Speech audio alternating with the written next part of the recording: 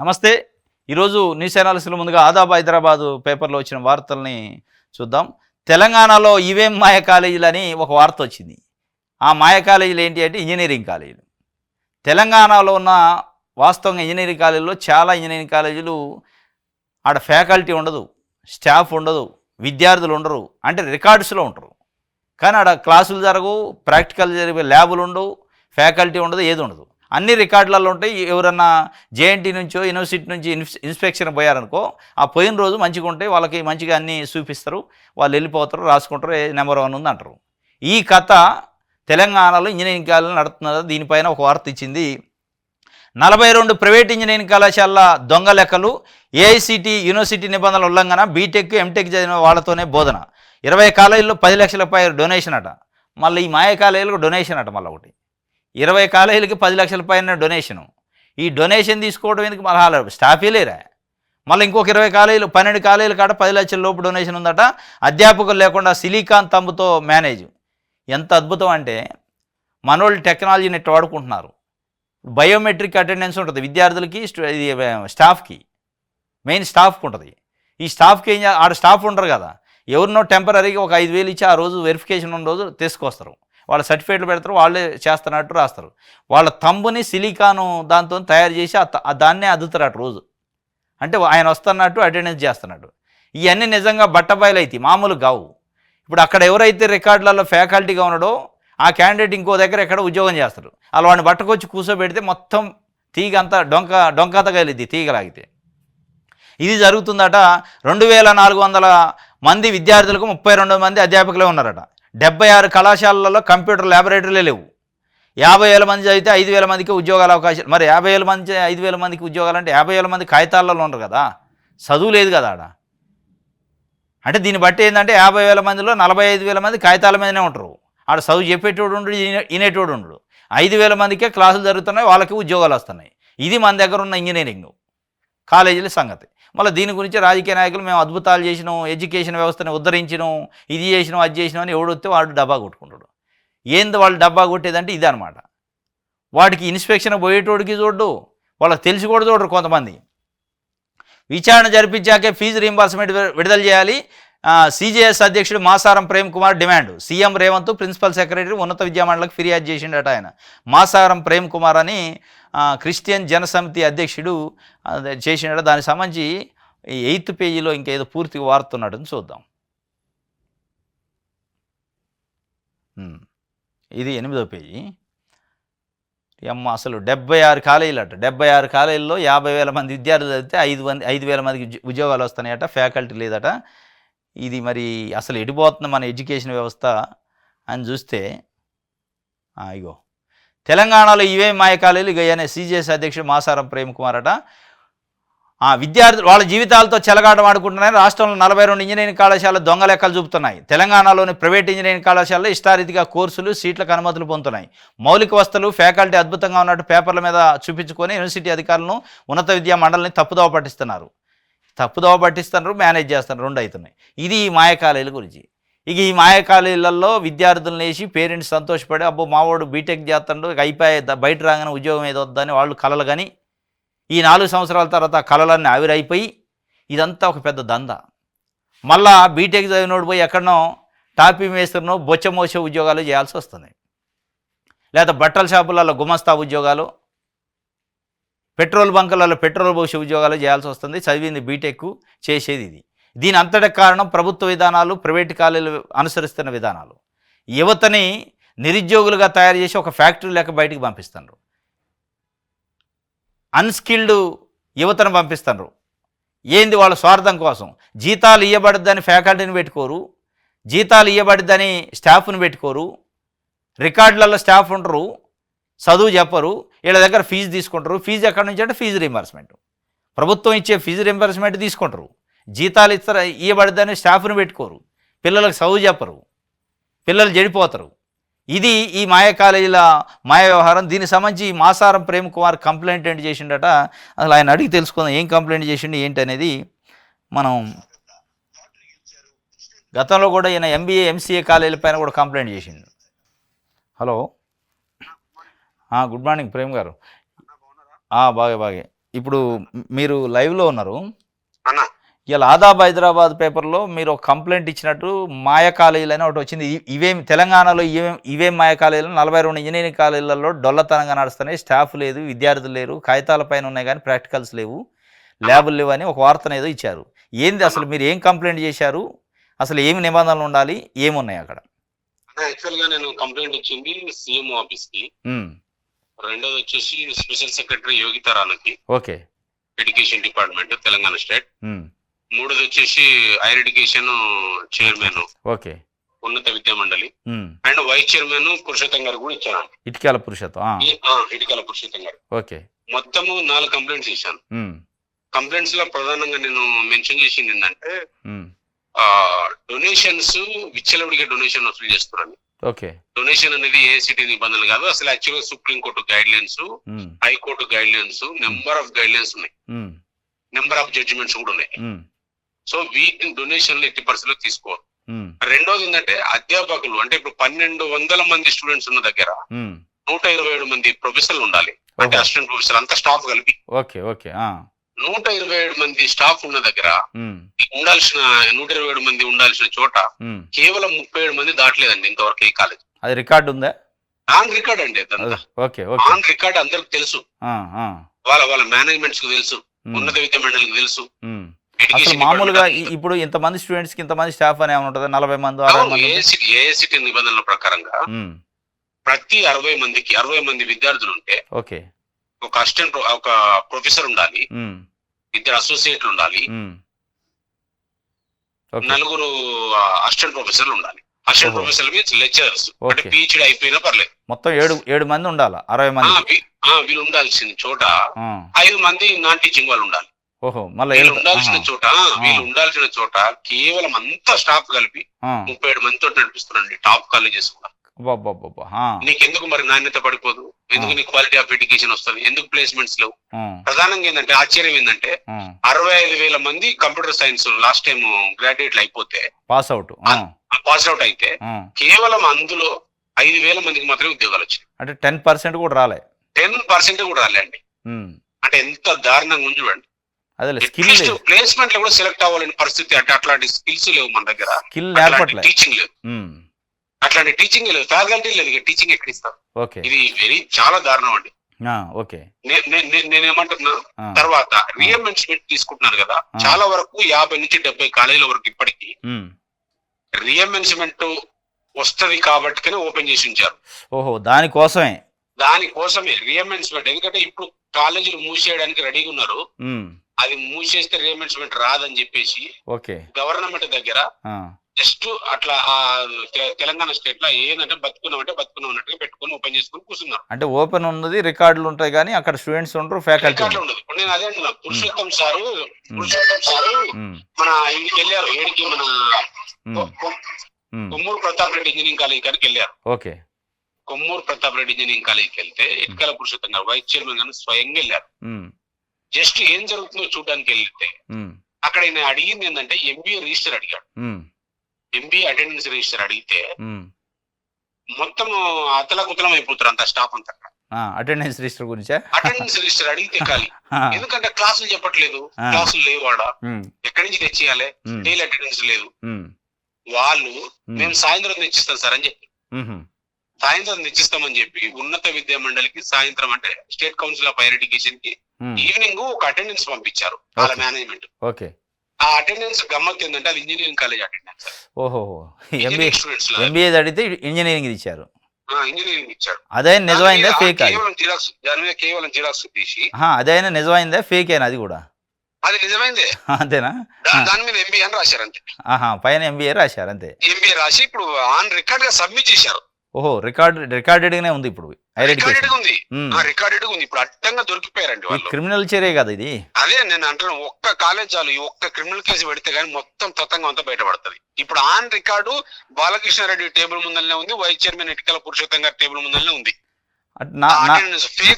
నా డౌట్, నా ప్రశ్న ఏంటంటే ఇప్పుడు ఇన్ని మీరు ఒక మాసారం ప్రేమ్ కుమార్గా ఏదో ఒక స్టూడెంట్ ఆర్గనైజేషన్లో అదే ఒక ఆర్గనైజేషన్గా మీరు ఇన్ని విషయాలు బయట తీసినప్పుడు ఇంత పెద్ద వ్యవస్థ ఉంది, హైయర్ ఎడ్యుకేషన్ కౌన్సిల్ ఉంది, జేఎన్టీ ఉంది, ఉస్మానియా యూనివర్సిటీ ఉంది, వీళ్ళు అఫిలియేషన్ ఇస్తారు, ఆడిట్ పోద్ది, ఇది వీళ్ళు ఇన్స్పెక్షన్ పోతారు, వీళ్ళందరికీ ఎవరికి కనపడలేదు ఇది? సరే ఇగో మొన్న ఒక 2 months బ్యాక్ అనుకుంటా జేఎన్టీ నుంచి ఇన్స్పెక్షన్ టీం పోయింది రాటిఫికేషన్ కోసం. రాటిఫికేషన్ చేయడానికి పోయి డబ్బులకు దొరికిరండి. వీళ్ళే డబ్బులు దొరికారా? అట్లాంటి సిగ్గుమాలను దిక్కుమాలను ఉన్న తర్వాత ఏం చేస్తాను చెప్పండి. ఇప్పుడు ఉన్నత విద్యా మండలికి చైర్మన్ గారికి, వైస్ చైర్మన్ గారికి, వీళ్ళందరికీ నిజంగా హైయర్ ఎడ్యుకేషన్ కౌన్సిల్ కానీ గవర్నమెంట్ కానీ చిత్తశుద్ధి ఉంటే ఇప్పుడు ఇన్స్పెక్ట్ చేయమని చెప్పండి. 42 కాలేజీల మీద నేను కంప్లైంట్ చేశాను కదా. అవును, అలా నిజం అబద్ధం అయితే నాకు ఏ పనిష్మెంట్ కానీ నేను సిద్ధం. అదే నేను సడన్ ఇన్స్పెక్షన్ చేయమని చెప్పండి. సీఎంఓకి ఇచ్చాను కదా, రేవంత్ రెడ్డి గారి ఆఫీస్ కి ఇచ్చాను కదా డైరెక్ట్. అవును, ఒక ఆర్డర్ తీయమని, ఒక సర్క్యులర్ తీయమని చెప్పండి. మీ గవర్నమెంట్ కి కదా మిగిలితే డబ్బులు, మీ గవర్నమెంట్ కి రీఎంబర్స్మెంట్ ఆపొచ్చు. అటెండెన్స్ లేదు సార్, డొనేషన్ లేదు సార్. డొనేషన్ ఏంటి అసలు? మీరు వేక్ ఆరోపణ లేకపోతే నిజంగానే ప్రూవ్ చేయగలరా అంటారు. నేను ప్రూవ్ చేయగలను, 100% ప్రూవ్ చేయగలను సార్. ఇంకా బట్టలు ఇప్పగలను. అంతేనా? బట్టలు ఇప్పగలను. ఎందుకంటే మీరు చేస్తున్న ఆరోపణ ఆషామాషిగా 42 ఇంజనీరింగ్ కాలేజ్ ప్రెస్టీజియస్ ఇన్స్టిట్యూషన్ పైన పెట్టారు మీరు కంప్లైంట్. అవును, ఎగ్జాక్ట్లీ. మరి మామూలు విషయం చెప్పేది ఆన్ రికార్డే నేను చెప్పేది. ఉన్నత విద్యా మండలిని ఎంక్వైరీ చేయమని చెప్పండి, వాళ్ళకి పవర్స్ చేయమని చెప్పండి గవర్నమెంట్ ని, వాళ్ళని సడన్ ఇన్స్పెక్షన్ చేయమని చెప్పండి. ఏ ఒక్క దానిలో తప్పుడు రిపోర్ట్ వస్తే నేను ఛాలెంజ్ చేస్తాను. ఓకే, మీరు ఒక ఇంజనీరింగ్ కాలేజీని కార్నర్ చేయట్లా, వ్యవస్థను కార్నర్ చేస్తాను. ఇప్పుడు వ్యవస్థ మొత్తం ఫెయిల్ అయినట్టు అండి. నేను ఛాలెంజ్, ఓపెన్ ఛాలెంజ్ నేను ఫేస్ చేస్తా అని చెప్తున్నా కదా. నేనే కదా ఎవిడెన్స్ ఇచ్చింది, నా లెటర్ మీద ఇచ్చాను అఫీషియల్ గా. ఓకే, కాదని చెప్పమని చెప్పండి. ఓకే, డొనేషన్లు తీసుకున్న దొంగలు వీళ్ళు. ఓకే, సాటంగా తీసుకుంటారా అండి? కాలేజీలో తీసుకోరు డొనేషన్లు. కేఫ్లల్లా, హోటళ్లల్లా, స్టాఫ్ల అకౌంట్లకు కొట్టించుకుంటే డబ్బులు.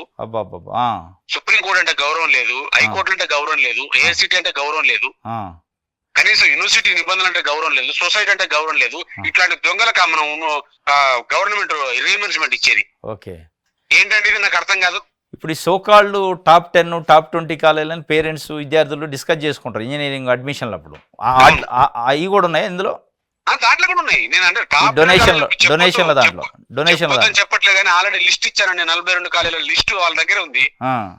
వాళ్ళ మొత్తం టాప్ కాలేజీలు ఉన్నాయి. టాప్ కాలేజీలు అండి 10 లక్షల నుంచి 18 లక్షల వరకు వెళ్తుందండి డొనేషన్లు.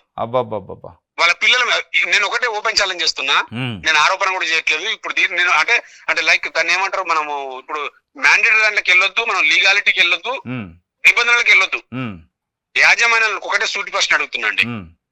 వాళ్ళ కుటుంబాల మీద, వాళ్ళ పిల్లల మీద, వాళ్ళ భార్యల మీద ఒట్టే చెప్పమని చెప్పండి. ఓకే, నేను తీసుకోవట్లేదు డొనేషన్ అని ఒక్కరి చెప్పమని చెప్పండి. బయటకు వచ్చి నేను ముక్కు నిలకడేస్తా. ఇది ఒక రకంగా మీరు చెప్పేది ఏసీబీ పరిధిలోకి వద్ది, సిబిఐ, ఈడీ పరిధిలోకి కూడా వద్ది, మనీ లాండరింగ్ కదా ఇది. ఒక రకంగా అక్రమంగా అండి. డొనేషన్ తీసుకోవట్లేదు ఒక్కరు చెప్పమని చెప్పండి. వాళ్ళ సొంత పిల్లల మీద ఒట్టేసి చెప్పమని చెప్పండి. ఇంకా అయిపోయి అక్కడనే తెలిసిపోద్ది మొత్తం. నేను చెప్తున్నా కదా, ఎందుకంటే దేవుడి మీద అంటే దేవుని కూడా మోసం చేస్తారు ఈ దొంగలు. అదేలే, అందుకే నేను పిల్లల మీద అంటున్నా. ఓకే, ఓకే, నమ్మకం లేదు, అట్లాంటి ఆట ఆడుతున్నారండి. ఓకే, ఎవడో దోసుకుంటాడు, మన ఇంటి పక్కన మనలా దోసుకుంటున్నాండి. మనం ఏదో పాకిస్తాన్ గురించి, బ్రిటిష్ గురించి మాట్లాడతాం. ఏంది పాకిస్తాన్ బ్రిటిష్ డేంజర్ ఉన్నాడు కదా మన పక్కన ఉండి. అవును, క్వాలిటీ ఆఫ్ ఎడ్యుకేషన్ ఇస్తారు. ఎవరికి నష్టం జరుగుతుంది? మన పిల్లలకే కదా నష్టం జరిగేది. అవును, నిరుద్యోగ సైన్స్ అని ఒక క్రేజీ ఒక కోర్సు పెట్టుకొని అడ్డగోలుగా సీట్లు నింపి. నేను ఇంకోటి ఏంటంటే బి కేటగిరీ అండి, బి కేటగిరీ గవర్నమెంట్ నింపాలి. ఈ దొంగలకి ఎందుకు ఇవ్వాలి ఛాన్స్? ఆన్లైన్ లో కౌన్సిలింగ్ పెట్టాలి. అవును, పెట్టండి, దాన్ని కూడా పెట్టండి. దాంట్లో మెరిట్ విద్యార్థులు నష్టపోతారండి. అది ఎప్పటి నుంచో డిమాండ్ ఉంది వాస్తవం. బి కేటగిరీ గవర్నమెంట్ నింపమని చెప్పండి, ఏం నష్టం? అవును, అవును. అంత మేము గవర్నమెంట్ మేనేజ్మెంట్స్ అందరు కలిసి బ్లాక్ మెయిల్ చేస్తారా? మేము ఉన్నత విద్యా మండలి కానీ లేకపోతే గవర్నమెంట్ కానీ.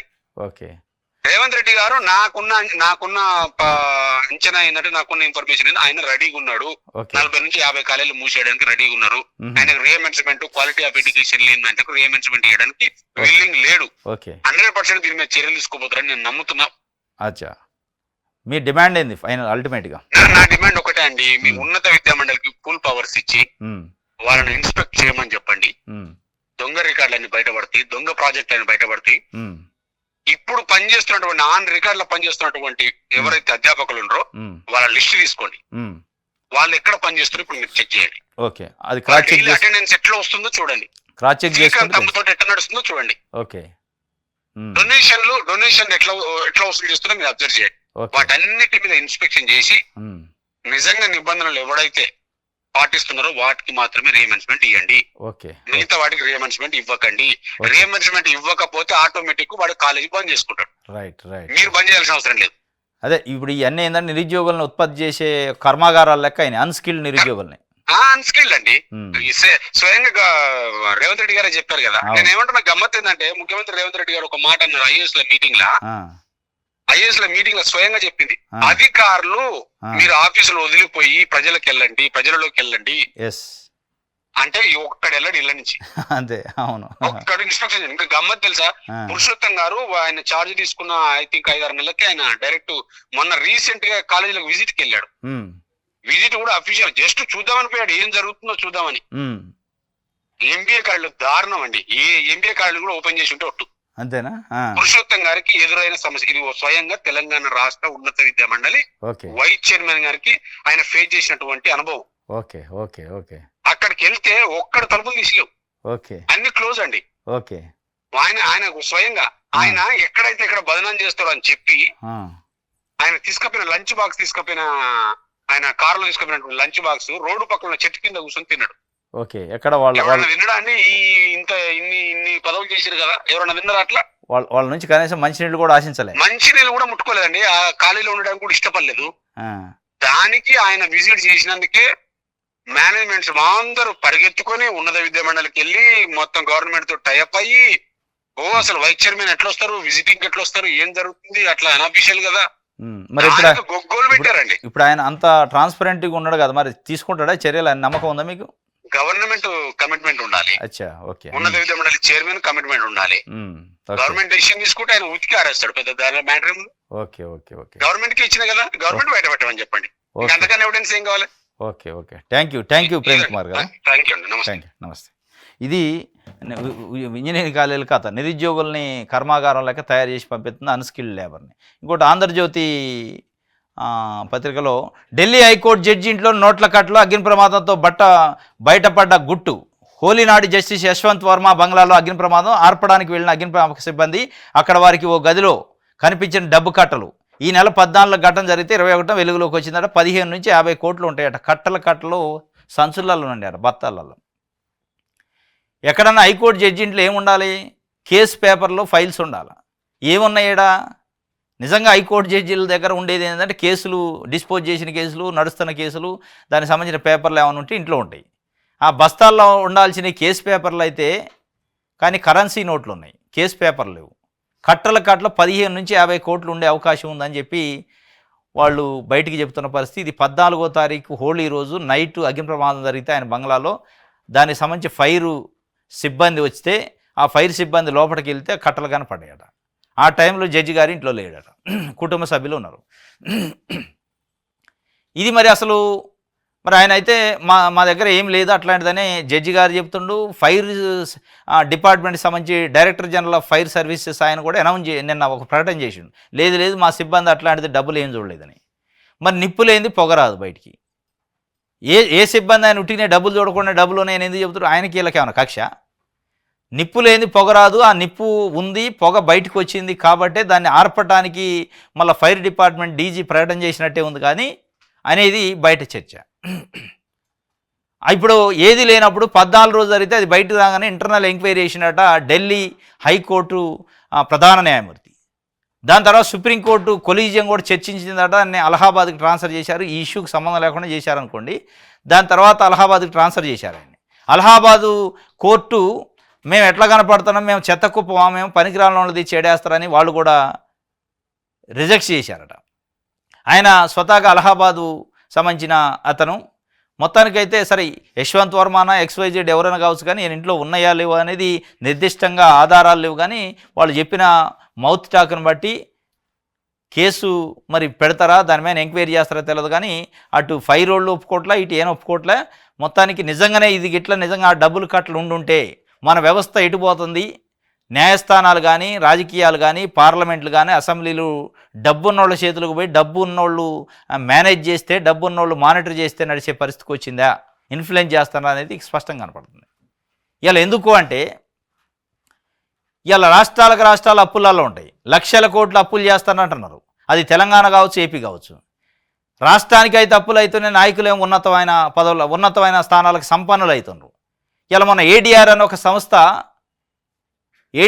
సంస్థ అసోసియేషన్ ఫర్ డెమోక్రటిక్ రిఫార్మ్స్ అని ఒకటి ఉంటుంది. వాళ్ళు ఒక డేటాను రిలీజ్ చేశారు. ఈ భారతదేశంలోని ఎంపీలలో కాదు, ఎమ్మెల్యేలలో అత్యంత సంపన్నులు ఎవరు అని ఒక డేటాను రిలీజ్ చేశారు. ఆ డేటా రిలీజ్ చేస్తే అత్యంత సంపన్నులు 1 నుంచి ర్యాంకులు ఇచ్చుకుంటుంటే మొదటి 20 ర్యాంకుల్లో మన తెలుగు రాష్ట్రాల సంబంధించి ఏపీలో 7 మంది ఉన్నారు. 7 ఎమ్మెల్యేలు ఏపీ అసెంబ్లీ నుంచే ఉన్నారు. దాంట్లో చంద్రబాబు నాయుడు గారు కుటుంబం నుంచి 3 ఉన్నారు. నారా చంద్రబాబు నాయుడు గారు, నారా లోకేష్ గారు, నందమూరి బాలకృష్ణ గారు. 4 ఆయన వైఎస్ జగన్మోహన్ రెడ్డి మాజీ ముఖ్యమంత్రి.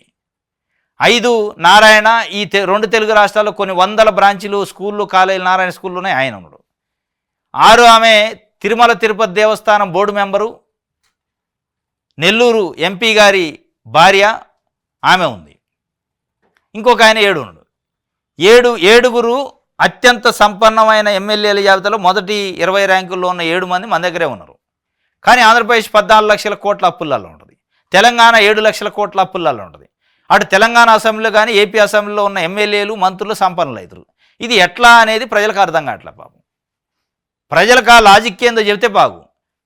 చంద్రబాబు నాయుడు గారు ఎంఏ ఎకనామిక్స్ శ్రీ వెంకటేశ్వర యూనివర్సిటీలో చదివి బయటకు వచ్చిన కాడి నుంచి రాజకీయమే చేస్తాడు ఆయన, ఇక వేరేది ఏం లేదు. యూనివర్సిటీలో పీజీ చేసి బయటకు వచ్చిన దగ్గర నుంచి ఓడటం గెలవటం మొత్తానికి అప్పటి నుంచి ఈ రోజు వరకు కూడా ఎమ్మెల్యేగానే ఉండవు. మొత్తం ప్రజాసేవ 24/7. కానీ అత్యంత సంపన్నమైన ముఖ్యమంత్రి అండి, అత్యంత సంపన్నమైన ఎమ్మెల్యేల జాబితాలో ఉండు. ఎట్లా వస్తున్నాయి డబ్బులు? ఈ జడ్జీల ఇళ్లలో కట్టలు ఎట్టొస్తున్నాయి, రాజకీయ నాయకుల ఇళ్లలో సంపన్నులు ఎట్ట అవుతున్నారు. కానీ రాష్ట్రం ఎట్ట దివాళ తీస్తుంది. రాష్ట్రాలే అప్పుల పాలైతే, ప్రజలు ఆత్మహత్యలు చేసుకుంటారు అప్పులయ్యి. కానీ నాయకులు ప్రజాసేవ పేరుతోని ఎప్పుడు ప్రజాసేవే చేసే నాయకులు సంపన్నులు అవుతున్నారు. ఈ లాజిక్ ఏంది అంటే ఇలా వ్యవస్థల్ని, అది ప్రభుత్వాల ఇది అసెంబ్లీల పార్లమెంట్ల కోర్టుల, ఈ వ్యవస్థల లెక్క నడవట్లే. డబ్బులు నడిపిస్తేనే డబ్బున్న వ్యక్తులు నడిపిస్తున్నారు, స్పష్టంగా కనపడుతుంది. లేదంటే జడ్జి ఇంట్లో కట్టలు ఉండటమైంది. ఇది ఎంత పెద్ద క్రైము. ఇది ఇలా నడుస్తున్న పరిస్థితి. ఢిల్లీ హైకోర్టు జడ్జి ఇంట్లో ఇది జరిగింది. వలపువలలో కన్నడ నేతలట, ఇది దౌర్భాగ్యం. కర్ణాటక అసెంబ్లీలో ఉన్న 48 మంది ఎమ్మెల్యేల పైన వలపువలలో హనీ ట్రాప్ జరిగిందట. అంటే మహిళలు ట్రాప్ చేశారు, ఆ ట్రాప్లో పడ్డరు వీళ్ళు. ఆ మహిళలతో సన్నిహితంగా ఉన్న వీడియోలు, నగ్న వీడియోలు అన్నీ బయటకు వచ్చినాయి. అంటే వాళ్ళు చేసుకొని బ్లాక్మెయిల్ చేస్తున్నారు. అంటే కర్ణాటక అసెంబ్లీలో ఉన్న 48 మంది ఎమ్మెల్యేలు, అందులో మంత్రులు కూడా ఉన్నారట, అన్ని పార్టీలలో ఉన్నారు. ఎమ్మెల్యేలకే వలపు వల వేసి హనీ ట్రాప్ చేస్తుంటే వాళ్ళనే బ్లాక్మెయిల్ చేసే పరిస్థితి ఉంటే వాళ్ళు ఏం పరిపాలన చేస్తారు? ఇప్పుడు హనీ ట్రాప్లో వీడియోలు తీసి ఒక మహిళ సపోజు ఆ వీడియోలు బయట పెడతా, నాకు అత్యంత రహస్యమైన ప్రభుత్వ కార్యకలాపాలు ఏందో చెప్పమంటే చెబుతురుగా. అంటే ఏం కావాలో ప్రభుత్వాలు ఇవ్వాలా? ఏం కావాలి? లా అండ్ ఆర్డర్ ఇష్యూ ఏం కావాలి? ఆ హనీ ట్రాప్ చేసే మహిళలలో ఉగ్రవాదులు ఉండొచ్చు, తీవ్రవాదులు పంపించిన వాళ్ళు ఉండొచ్చు, రకరకాల వ్యక్తులు ఉండొచ్చు. ఏం చేస్తున్నారు రాజకీయాలు? ఏం కమిట్మెంట్ ఉన్నట్టు? ఇది మొత్తానికి అసెంబ్లీ నుంచి నిన్న దాదాపు 18 మంది బీజేపీ ఎంపీలను సస్పెండ్ చేశారు. వాళ్ళు పేపర్లు చింపి హనీ ట్రాప్ ఇష్యూ పైన స్పీకర్ పైన వేసినందుకు సరే సస్పెండ్ చేయొచ్చు, ఒక 6 నెలల్లో 4 నెలల్లో ఉండొచ్చు. కానీ వ్యవస్థలో ఏం జరుగుతుంది అనేది ముఖ్యమైన. మరి దీని వెనక డీకే శివకుమార్ కర్ణాటక ఉప ముఖ్యమంత్రి ఉన్నాడు, ఆయనే కావాలని గొడవ చేపిస్తాడు, ప్రభుత్వాన్ని అస్థిరపరిచి ఆయన ముఖ్యమంత్రి కావాలని ఒక చర్చ కూడా కాంగ్రెస్ పార్టీ జరుగుతుందట. ఈ కాంగ్రెస్ పార్టీ జాతీయ పార్టీలో ఇది ఒక సహజమైన ప్రక్రియ అనమాట. ఉన్న ముఖ్యమంత్రిని కాళ్ళు బట్టి కింద గుంజడానికి, ఇంకోటి ఎక్కడానికి ఇవన్నీ చేస్తుంటారు. మరి ఆ భాగమా ఇది? నిజంగానే హనీ ట్రాప్ ఉందా అనేది తెలవాలా. హనీ ట్రాప్ అయితే తప్పనిసరిగా ఉన్నట్టే అర్థమవుతుంది. ఎందుకంటే స్వయాన కర్ణాటకలో క్యాబినెట్ మంత్రి అనౌన్స్ చేసిండు, హనీ ట్రాప్ ఉంది, హనీ ట్రాప్ బాధితుడు నేను కూడా ఉన్నా అని చెప్పిండు ఆయన. ప్రభుత్వంలో భాగస్వామి పక్షం ఉన్న ఆయనే చెప్పిండు. కాబట్టి ఇది కర్ణాటకలో కన్నడ నేతలు వలపు వాళ్ళలో చిక్కున్నారట. ఇది ఒక వార్త.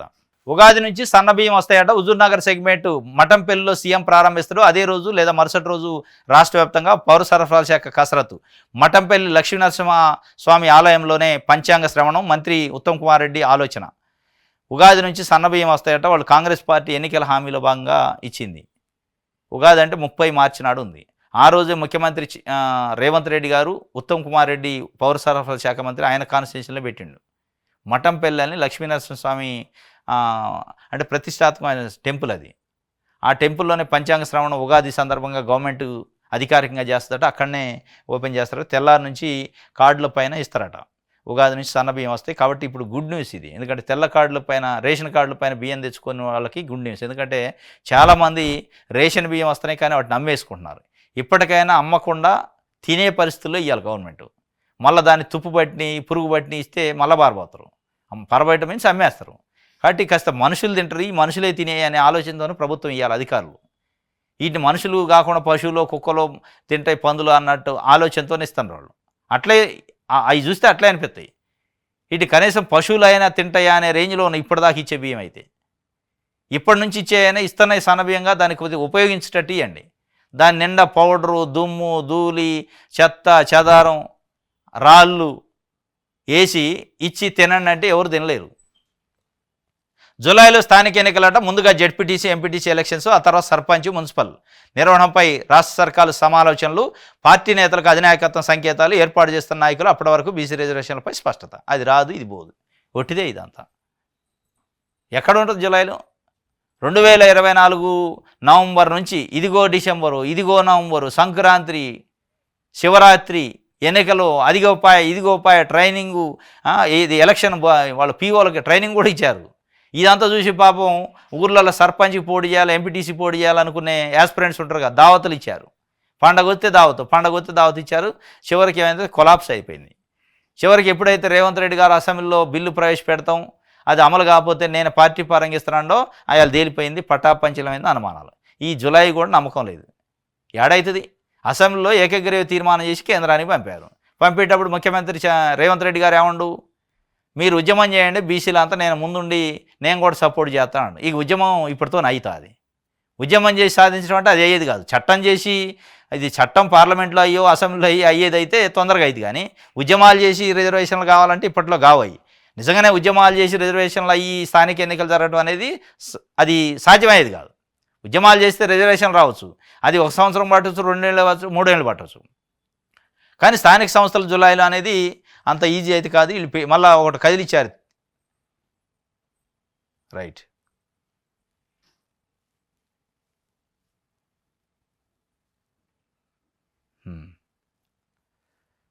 ఇది దిశ పేపర్కి సంబంధించి.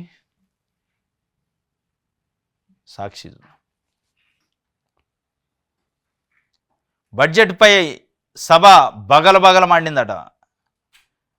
పేపర్లు తారుమారైనట. వికారాబాద్ జిల్లా తాండూరులో సంస్కృతం బదులుగా తెలుగు ఇచ్చారట. ఏమి ఎగ్జామ్స్ పెడతారు ఏందో. ఇంటర్మీడియట్ ఎగ్జామ్లో అయితే ఇంగ్లీష్ పేపర్లో, మ్యాథ్స్ పేపర్లో తప్పులు ఇచ్చారు, ఒక 5-6 క్వశ్చన్లు. మరి దీనిపైన ఎట్లా బిలీవ్ చేస్తారు అసలు? ఈ రిజల్ట్ పైన, వీళ్ళు చేసే ఎగ్జామ్ల పైన. 10th పేపరు తెలుగు, సంస్కృతం జరిగితే తెలుగు పేపర్ ఇచ్చారట. మళ్ళీ ఈ వాట్సాప్లో చక్కర్లు కొట్టినట. అది కాదు తప్పని ఎడ్యుకేషన్ డైరెక్టర్ చెప్పిండు. కానీ నల్గొండ జిల్లా శాలిగవరంలో వెలుగులోకి వచ్చిన ఘటన గందరగోళం సృష్టించడానికే వాట్సాప్ ప్రచారం చేశారు అని పాఠశాల విద్యా డైరెక్టర్ అంటుండు. ఇది పేపర్లో అయితే మారినాయట.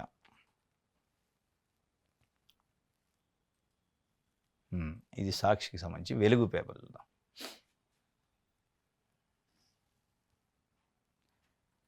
మీలాగా గాల్లో మేడలు కట్టలేదు, మాది 100% ప్రజా బడ్జెట్, డిప్యూటీ సీఎం బట్టి విక్రమార్క అంటున్నాడు. ఇప్పుడు గాలిలో మేడలు కట్టినా, నిజమైన మేడలు కట్టినా ప్రజలకు వచ్చే మేడలు కావు, ఊటియే ఇవన్నీ. ఆయన గాలిలో మేడలు కట్టలేదంటున్నాడు. మీరంతా వాస్తవ దూరంగా ఉంది, డొల్లతనం ఉంది బడ్జెట్లో అని ఏం చెప్తున్నాడు. ఇద్దరు ఒకళ్ళ మీద ఒకళ్ళు చెప్పుకోవడం తర్వాత జనాలకు ఒరిగేదేం లేదు. కులగన్నతోనే అసమానతలు బయటపడతాయి, నిజాలు బయటకు రావద్దనే కొందరు దాన్ని వ్యతిరేకిస్తున్నారని రాహుల్ గాంధీ చెప్తున్నారు. కులగన్నతో నిజంగానే అసమానతలు బయటపడతాయి. పడ్డాక ఏంది మరి నెక్స్ట్? ఇప్పుడు తెలంగాణలో కులగన్న చేశారు, 56% బీసీలు ఉన్నారని తెలిసింది, అసమానతలు బయటకు వచ్చినాయి. అంటే 56% ఉన్న బీసీలకి కాంగ్రెస్ పార్టీ బడ్జెట్లో ఏం పెట్టింది? 11,000 కోట్లు పెట్టింది. 3 లక్షల కోట్ల పైన బడ్జెట్ ఉంటే 11,000 కోట్లు బీసీలకు పెట్టింది. మరి అసమానతలు బయటపడ్డాక కూడా మళ్ళీ అసమానతే ఉందిగా బడ్జెట్లో. 56% ఉన్న బీసీలకి బడ్జెట్ ఎంత? 1,50,000 కోట్లు బీసీ శాఖకి కేటాయించాలి. కేటాయించారా? 10% కూడా కేటాయించాలి. 3% కేటాయించారు బడ్జెట్. 56% ఉన్న ప్రజలకు 3% బడ్జెట్ ప్రవేశపెట్టి నేను అసమానతలు బయటపడతాయని చేయట్లేదు, అసమానతలు బయట పెట్టినా అంటాడు. బయట పెట్టి సుఖమే ఉంది? కడుపు కాలుతున్నారు కదా. అసమానతలు బయటపడ్డాయి, 56% బీసీలు ఉన్నది తెలిసింది. ఇవాళ క్యాబినెట్లో బీసీలు ఎంతమంది ఉన్నారు? 7 అగ్రవర్ణాలు ఉంటే 2 బీసీలు ఉన్నారు. మరి అది అసమానత కదా. ఆ అసమానత రాహుల్ గాంధీ తొలగించవచ్చు కదా. బీసీల లెక్క తెలిసింది, క్యాబినెట్ మొత్తం రిజైన్ చేయండి, బీసీలని 56% పెడదాం, 9 మంది బీసీలు ఉండాలి, 18 మంది మొత్తం క్యాబినెట్, 9 మంది 10 మంది బీసీలు ఉండాలి కాబట్టి ఒక 10 మందిని బీసీలు పెడదాం, ఒక 2 రెడ్లను పెడదాం, లేదా 2 ఓసీలను పెడదాం, మిగతా వాళ్ళని ఎస్సీ ఎస్టీలను పెడదాం అని పెడితే అప్పుడు మీరు చేసిన లెక్క చూపించిన అసమానతని న్యాయం చేసినట్టయింది. ఉత్త అసమానతని బయటపెట్టి మళ్ళీ న్యాయం చేయకపోతే అది దేనికి ఉపయోగపడుద్ది? రాహుల్ గాంధీ గారు చెప్తున్న అసమానతల్ని నేను బయటపడతాయని కులగాన చేయట్లేదని చేసి సుఖం. రైట్, ఇది వెలుగు సమాజం. ఎస్, ఇది ఈరోజు న్యూస్ అనాలిసిస్. రేపు తాజా వార్తలతో తిరిగి కలుసుకుందాం. Thank you.